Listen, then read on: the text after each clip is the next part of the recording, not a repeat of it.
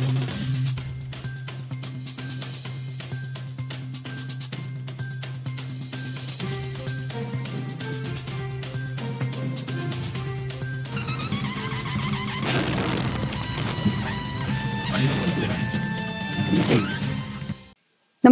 आपण पाहता हिरकणी न्यूज.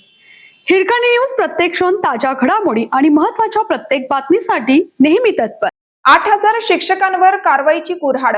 शिक्षण विभागाने एका दिवसाच्या पगार कपातीचा घेतला निर्णय.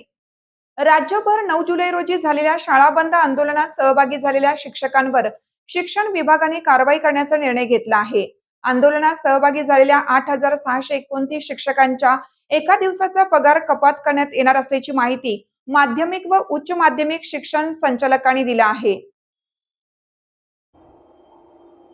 शिक्षकांच्या विविध प्रलंबित मागण्यांसाठी राज्यातील काही शिक्षक संघटनांनी 9 जुलै रोजी शाळा बंद आंदोलनाचं आवाहन केलं होतं. या आंदोलनाला राज्यातील अनेक शिक्षकांनी प्रतिसाद दिल्याचे दिसून आले. मात्र विद्यार्थ्यांचे शैक्षणिक नुकसान होऊ नये आणि नियमित शाळा सुरू राहाव्या यासाठी शासनाने आंदोलनापूर्वी स्पष्ट भूमिका घेतली होती. कोणत्याही परिस्थितीत शाळा बंद ठेवू नयेत आणि शैक्षणिक कामकाज नियमित सुरू ठेवावं असे निर्देश शिक्षण विभागाने सर्व शाळांना दिले होते.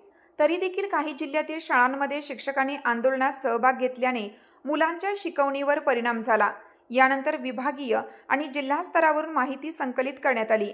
या अहवालाच्या आधारे राज्यातील एकूण 8,629 शिक्षक आंदोलनात सहभागी झाल्याचे निष्पन्न झालं आहे. त्यामुळे संबंधित शिक्षकांचा एक दिवसाचा पगार कपात करण्याचा निर्णय घेण्यात आला आहे.